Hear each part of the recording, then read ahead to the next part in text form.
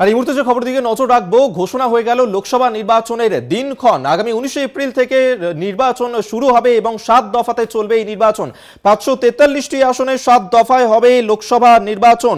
প্রথম দফার নির্বাচন হবে আগামী 19 এপ্রিল এবং শেষ দফা অর্থাৎ সপ্তম দফার নির্বাচন হবে 1 জুন। বাংলা, উত্তরপ্রদেশ, বিহারে এই তিনটি জায়গাতেই 7 দফাতেই ভোট হতে চলেছে এবং এই লোকসভা নির্বাচনের ফলাফল ঘোষণা হবে 4 জুন। গণনার দিন 4 জুন এবং 7 দফায় হতে চলেছে লোকসভা নির্বাচন। সেই ক্ষেত্রে জাতীয় নির্বাচন কমিশনার তিনি আজকে সাংবাদিক বৈঠক করে বেশ কিছু বিষয়ে জানিয়েছেন। তিনি বলেছেন যে রাজনৈতিক লেনদেনের ক্ষেত্রে এই নির্বাচন কমিশন বিশেষভাবে নজর রাখবে, কড়া নজর রাখা হবে ফেক নিউজের ওপরেও।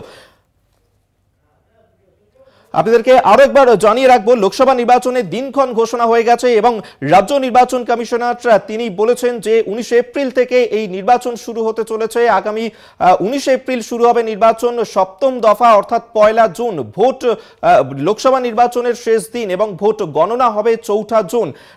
উত্তরপ্রদেশ, বিহার এবং এই রাজ্য অর্থাৎ পশ্চিমবঙ্গ, সেখানে 7 দফাতে নির্বাচন হতে চলেছে। বেশ কিছু পদক্ষেপ নেওয়া হবে।